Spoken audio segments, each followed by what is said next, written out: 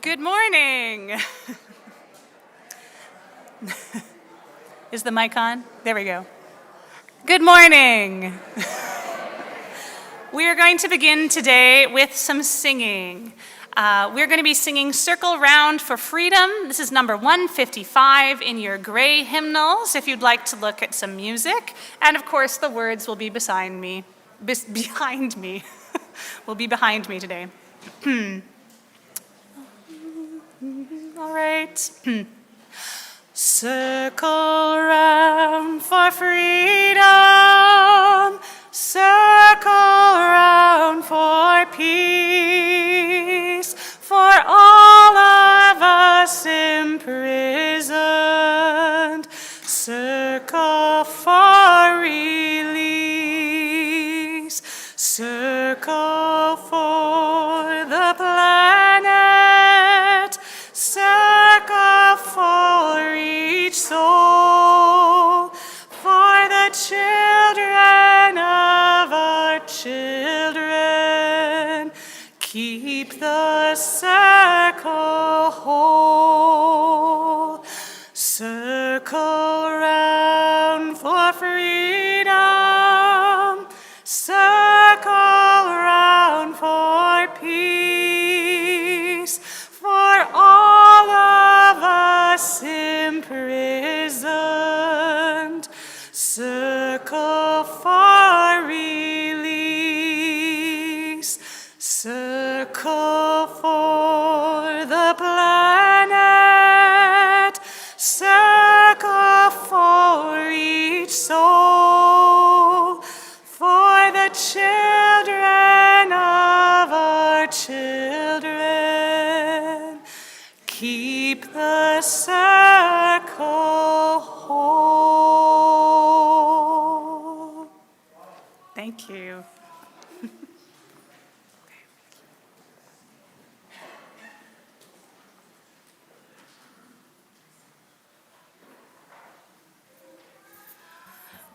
Good morning. My name is Carmen Contreras, and I am a member of the Board of Directors here at First Unitarian Congregation of Ottawa. My pronouns are she and her. We are gathered here today in this land, which is the traditional territory of the Algonquin Anishinaabeg Nation. We honor their long history and recognize the harms done to them by colonizers. We commit to learning the truth from our past, as painful as it may be, and to walking the path of reconciliation. Over a period of years, First Unitarian Congregation has taken steps in this path by building relationships with indigenous groups, by supporting the development of the Ajashki program, and more recently, by yielding land from our campus to Ontario Aboriginal Housing Services. We must and will continue on this journey. I have 3 announcements today. Number 1, today is the final day of our plastics challenge.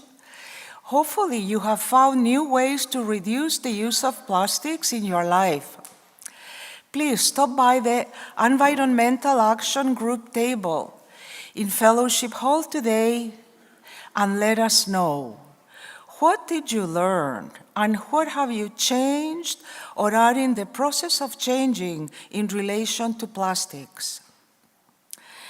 Number 2, if you are a cis or a trans woman or non-binary and age 15 plus, mark your calendar to go to the upcoming Groove Dance Gathering, which is a fundraiser for the food cupboard. It will take place on June 16 from 7:30 to 8:30 p.m. This gathering is a very loosely choreographed dance class where you simply cannot get it wrong. Deb Thompson will lead you through easy, low-impact steps that you do your way to the sound of great tunes. A $10 donation is suggested, or as best as you can. And a reminder, your best source of information about events at First Unitarian is the weekly EUU email newsletter. Do watch for it and read it. Alternatively, you can use a smartphone or tablet to read the latest EUU using the QR code on the back of the order of service. You can subscribe to the EUU through our website, and if you prefer a paper copy, please visit the welcome table at the back of Worship Hall.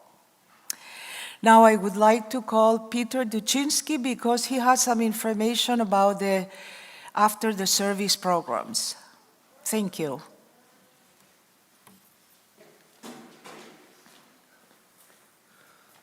Good morning, all. Just to let you know that today is the last after-service discussion of the season, and we will restart again in September. Hope to see you today. Bye. Thank you.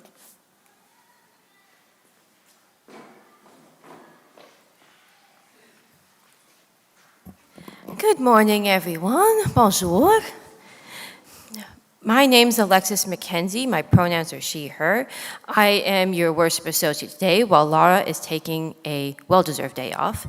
I am joined today by our special guest, Reverend Mwibutsa Ndagijimana of Flaming Chalice International, the charity that we've been partnered with this month, music director Jen Bernstein.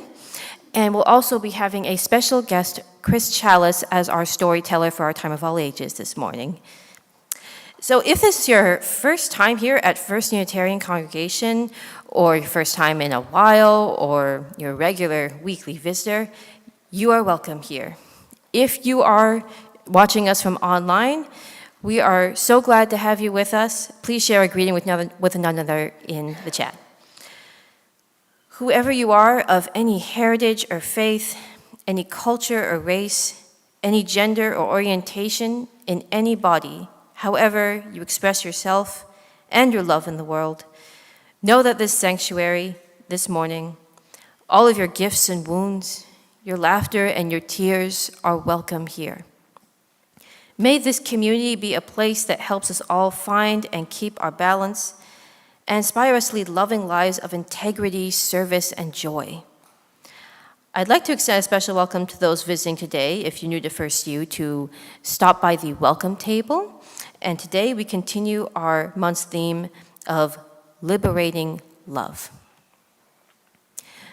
This morning's centering words come from UU ministerial candidate Adam Slate, titled, "We Hold That Moment in Our Spirit." When the great mosaic of humanity is treated with respect and dignity, when no person is threatened by hunger or war, when we have extended hospitality to the stranger and tended to the sick, when equity and justice reign everywhere, then we shall be free. We light this flame to hold that moment in our spirit and in our minds until we can make it real. Now, quick show of hands, who wants to light the chalice this morning?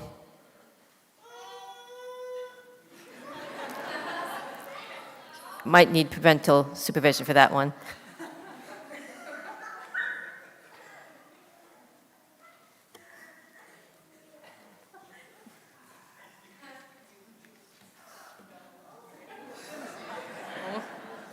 We're a little shy today.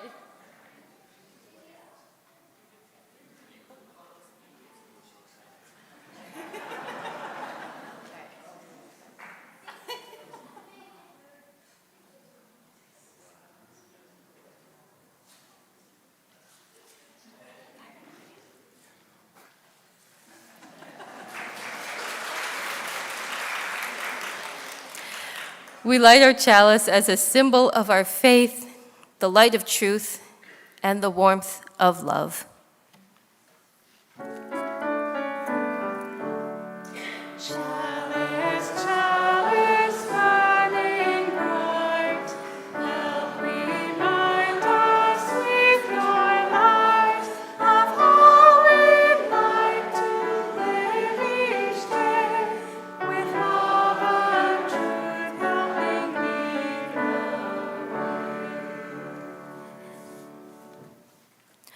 All right, we are now going to have all the young and young at heart join us in the front as our guest storyteller, Chris Chalice, will be reading the story called All in the Same Boat.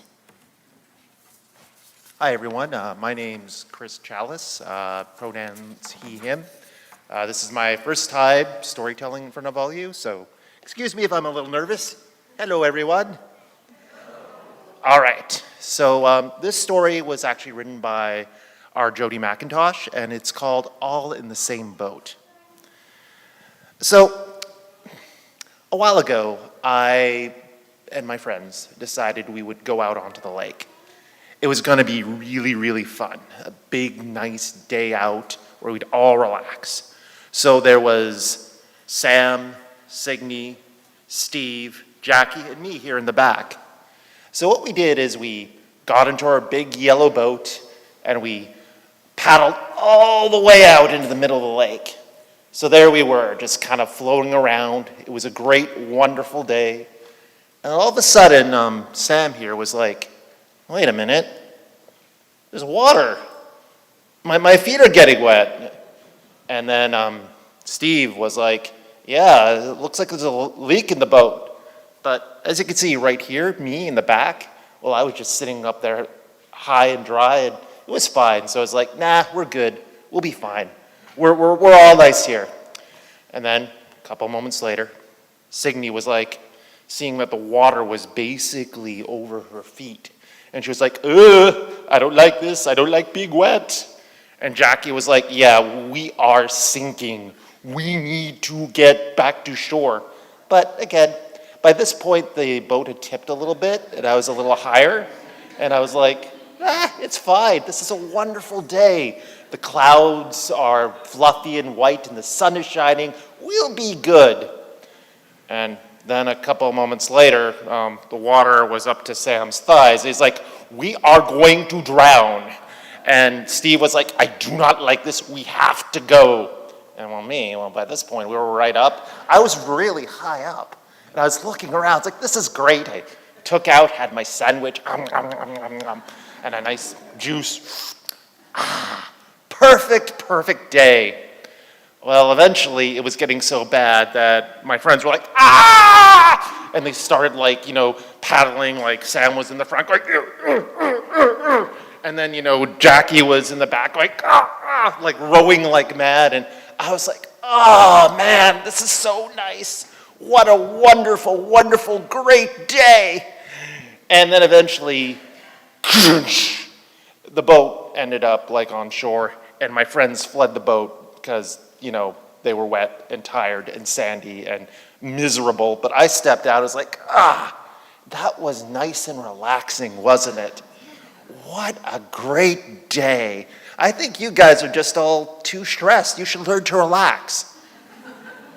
They looked at me like they had murder in their eyes, and they were like, Chris, we are never speaking to you again. We're done. And they marched off. And then I realized that I was alone. I'd lost my friends. Here's the thing. In life, we're all kind of in the same boat. Even if something doesn't affect us, it does affect other people. So if we don't help, we may find that we lose our friends under the water. And if we keep ignoring what's really happening to everyone else, we may sink ourselves. So that's the moral of this story today. I hope you enjoyed it. I'm glad I was able to tell a story to you guys, and I hope I get to do it again soon. Take care, folks.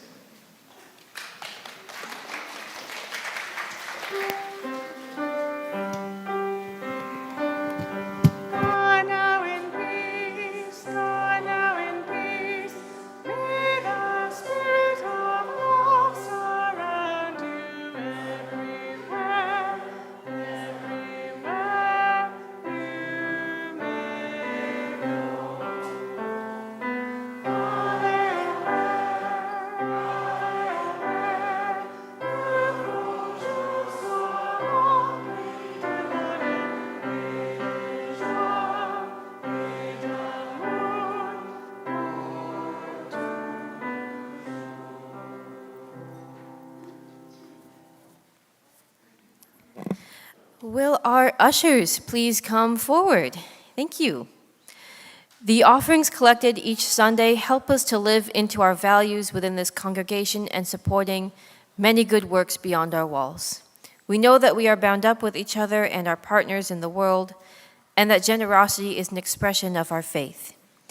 This month, our Sunday collections, unless marked towards your pledge, will be split with our community partner, Flaming Chalice International, a Canadian charity working with refugees in East Africa and supporting community development in Burundi.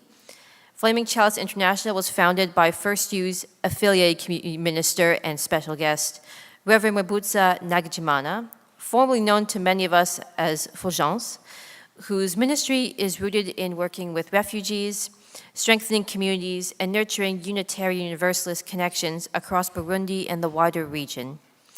The work includes education initiatives like the Brilliant Minds program, which supports students from low-income families, as well as tuition support for university students. They've also helped build and sustain the Mohiro Community Center, a welcome, non-sectarian space where local people gather to name challenges, develop solutions, and shape their own futures. More recently, FCI has begun supporting teen mothers with financial literacy, practical skills, and small business opportunities that uphold both dignity and safety. Our congregation has been part of this work over many years through donations, collections, and sponsorships. And today, we continue that partnership. If you have a smartphone handy, you can use the QR code on the screen or on the back of the order of service to make an online donation. Please give as generously as you're able. I offer this affirmation of gratitude for the gifts shared today. Let us be grateful when we're able to give, for many do not have the privilege. Let us be grateful for all those who share their gifts, for we are enriched by their giving.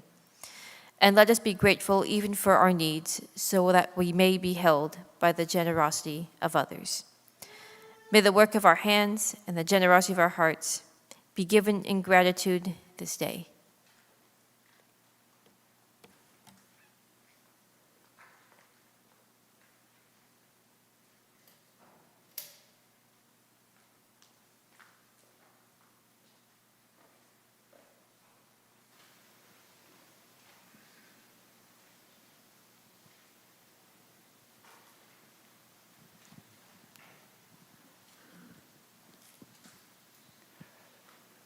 Each time we gather for worship, we set aside a moment to expand the caring ministry of this congregation. We gather here together, trusting that this community is wide enough and deep enough to hold us in both our sorrow and our joy, our challenges and our celebrations. Together, we recognize the circle of life and death, the circle of love and compassion, and the witness that is the center of this and every sacred community. Let us prepare our hearts for this time of sharing with the sounding of our bell.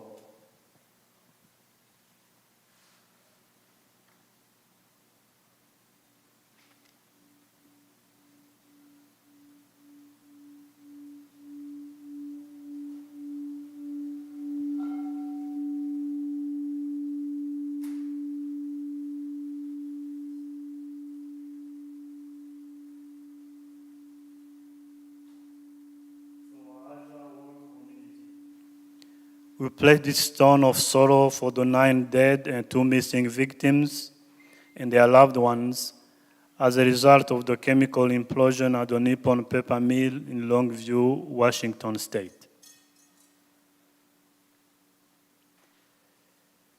A stone of victory and celebration for the Montreal Victoire and their prospective fans for winning the PWHL World Cup. From among our community today, we have a card for folk to sign and add their wishes to, as we share a stone of care and healing for Mike Fletcher as he deals with health problems. I invite you now to come forward as you feel moved, to share your own stones of celebration or sorrow with this caring community.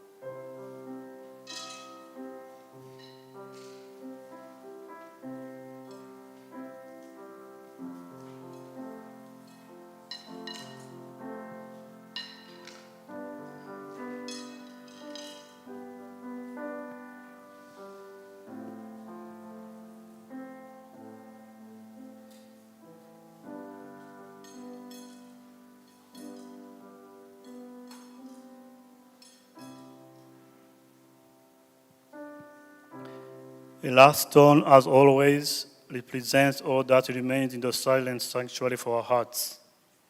Let us join in a moment of silent reflection or prayer to lift all that has been shared.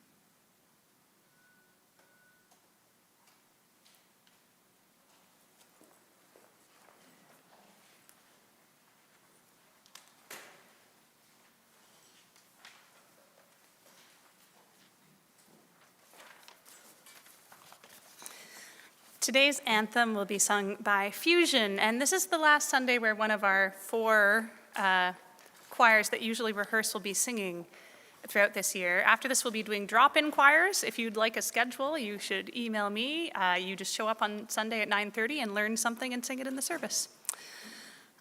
The song we will sing today is All of Us by Craig Hella Johnson, which is the finale of a large multi-movement work of art called Considering Matthew Shepard, which tells the story of the life of Matthew Shepard, a young gay man, a poli-sci major and musical theater enthusiast who attended University of Wyoming. His heartbreaking death in 1998 would inspire the first American federal law on hate crime. Composer Craig Hella Johnson says of this piece, at its core, it is intended to be a jubilant call to remember the inherent value and radiance in every living being, indeed, in every aspect of creation. It is a song of celebration, raising up the voices of all of us, with special attention to those in our world who have been marginalized, mistreated, or simply not seen. I have a vision for a huge tent where all are welcomed. May your singing of all of us come from the heart, and may it be a vibrant declaration of love, celebration, and deep respect for all beings.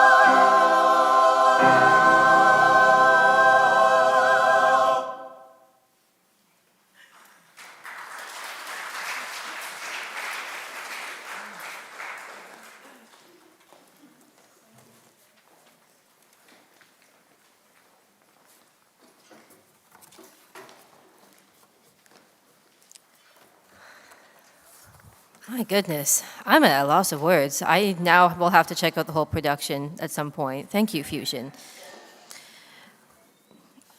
This morning's reading is titled Liberation is a Process by Emily M. Towns. Liberation and freedom are not the same. Liberation is a process. Freedom is a temporary state of being. It is more of an event we point toward, work for, and hope for. It is the hope of freedom that drives liberation. Liberation is the product of freedom. Liberation is the process of struggle with ourselves and with each other that begets the transformation of all of us to our full humanity. Through liberation, freedom may be made manifest, but that freedom is not a permanent state of being. When we are made whole, we are asked to give of that wholeness. Liberation is dynamic. It never ends. And please rise in body or in spirit for today's hymn, This Is My Song, number 159 in the gray hymnal. Lyrics should also be on the screen above.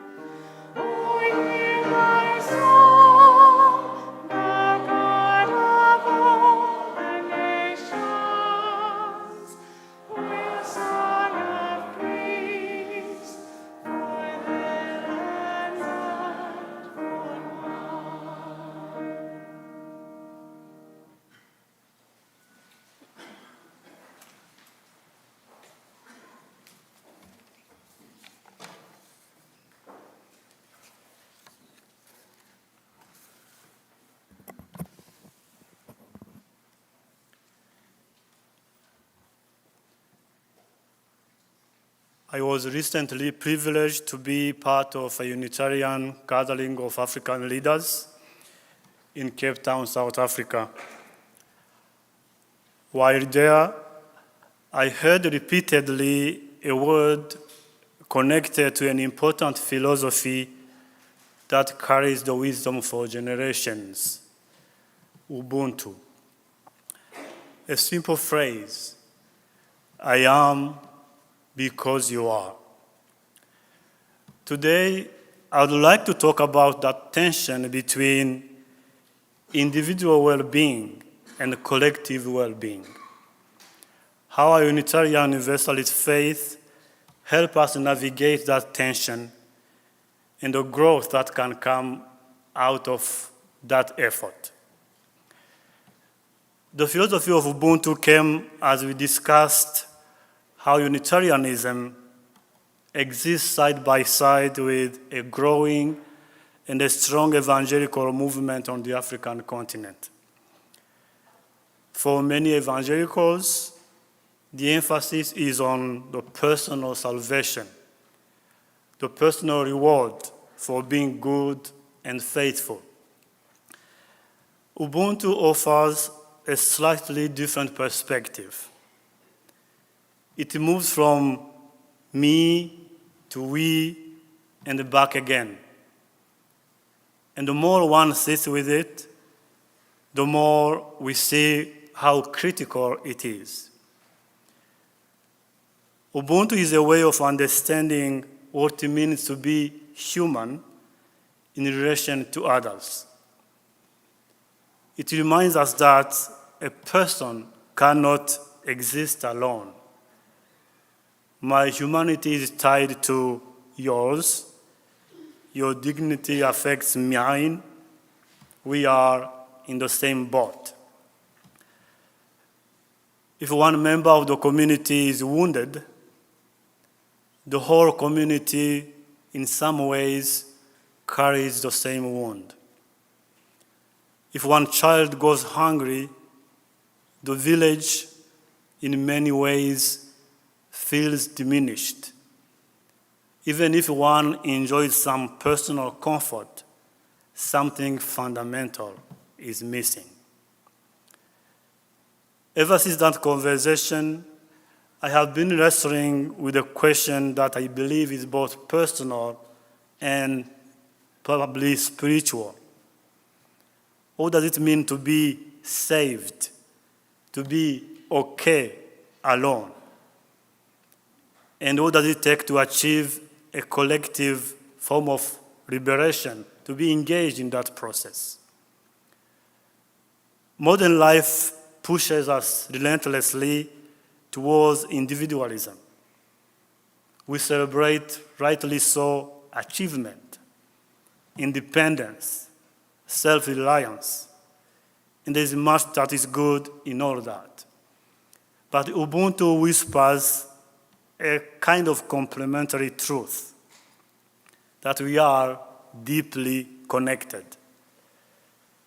Like many immigrants here in Canada, I left Burundi seeking safety and stability, a future that seems more secure. And Canada gave me so many gifts. It gave me safety. It gave me a community such as this. It gave me experiences that has shaped my mind and expanded my world. And I'm very grateful for that. But every day, I ask myself difficult questions. What if I am safe, but my fellow Unitarians back home are not? What if I have what I need, but my fellow countrymen do not? And someday I feel not guilty, but responsible. And there is a tension between those two situations. One way I manage that tension is through walking through Flaming Chalice International. That walk allows me to remain connected to people and their realities. When I spend time and energy supporting projects that help teen mothers regain independence and dignity, when students get a chance to go to school and face a brighter future, when refugees get support and rebuild their lives through sponsorship that this congregation has been part of, I communicate something important, that my life and theirs are connected, that their hope is mine, that their despair affects me. And here I need to be careful not to fall into extremes. A good life is always a life of balance. A good narrative needs nuance. Some traditional societies, like the one I come from, put heavy emphasis on communal life. But there is a risk in the process that the individual, their rights, their space, their growth and their identity may be constrained. This is why this tension is important to keep, because in many ways it's life-giving. It safeguards the possibility or the risk of falling into one extreme or the other. They are both important. Community and individual, they both matter. Can Unitarian Universalism help us ease that tension? We gather here as a faith community. And in my experience, this is a faith community that, at its best, skillfully navigates that space between individual and the community. It creates space that encourages respect, support for individual search and growth, and their look for their meaning, while also fostering a covenant that encouraging people to work together on endeavors that advance community, both immediate and the wider world.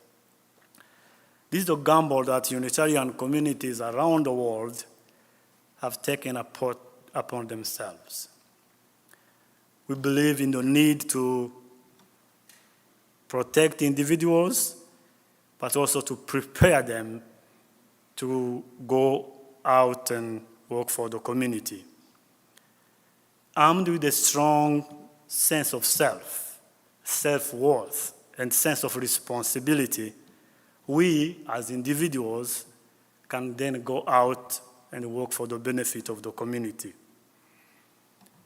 The call is not to trade our lives with someone else's, but to recognize that our well-being does not depend on us alone. It is connected to the well-being of others. Unitarian Universalism, to me, has been a saving grace. It has expanded my understanding and granted me permission to take my well-being seriously. It's a faith that reassures me that it is okay to care for myself. It's not selfish to take a rest. It's important to search meaning for my life and different options of growth. And this is a foundation that makes room for the other, through whom I grow, through whom I build, and with whom I share the journey. The UU faith beautifully complements the philosophy of Ubuntu. Ubuntu also asks us to rethink what it means to have a meaningful life. It invites us to make the values we inherit from the world, from our families, to make those values our own, to remove something, to add something, to look at our values from a different perspective.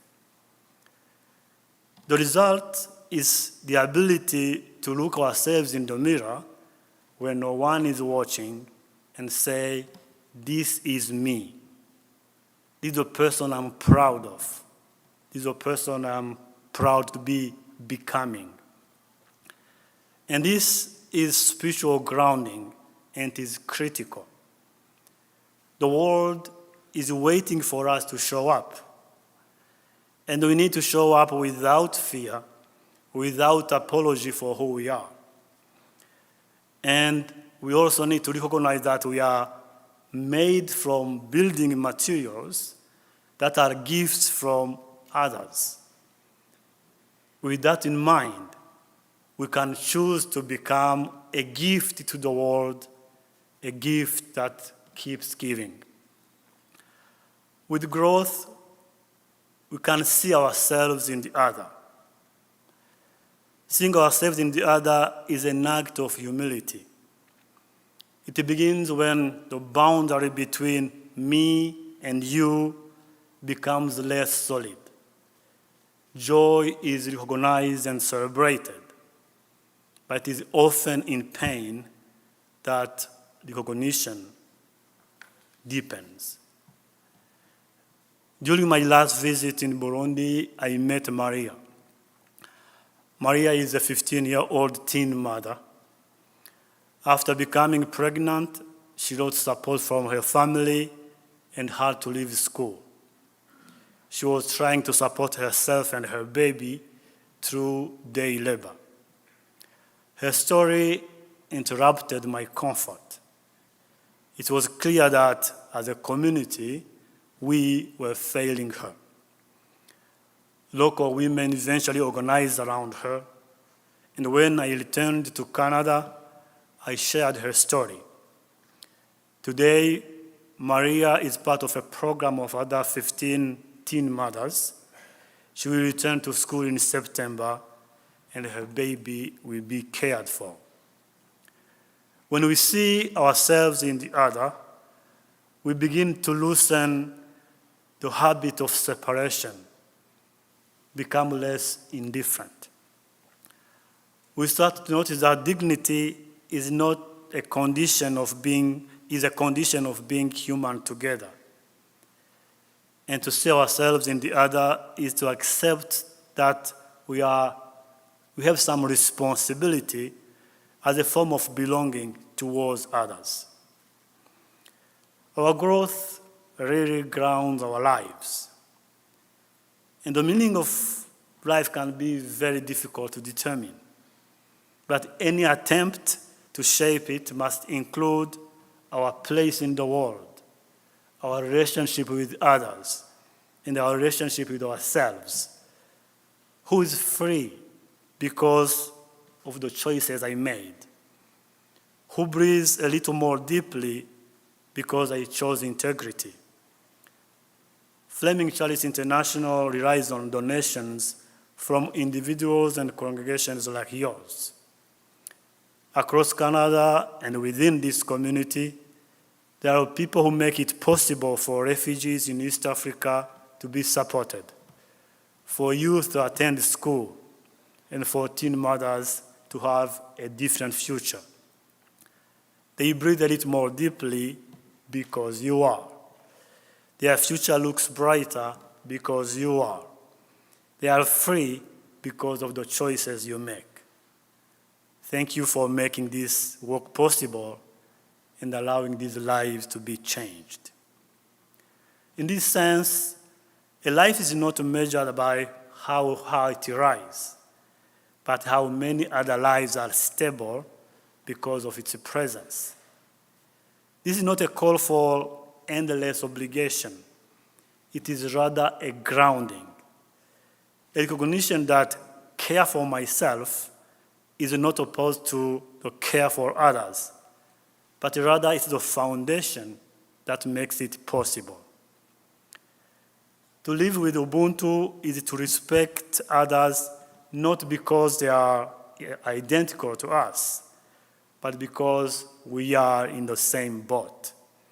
We are connected in ways both visible and sometimes unseen. It is to wish others well, even in thought. It is to resist the inner habits of dismissing them. A life lived well leaves behind not only personal gain, but a widened space for others, for dignity, and for possibility. A life well lived, in the end, can say, I lived and others lived. Amen, and blessed be.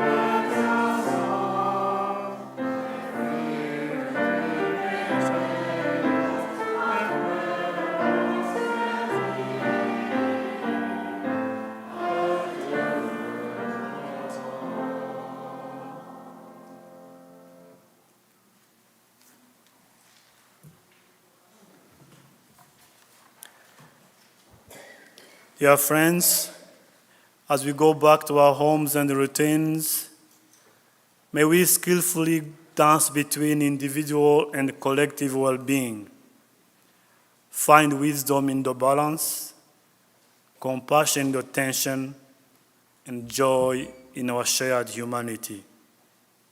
May all be well.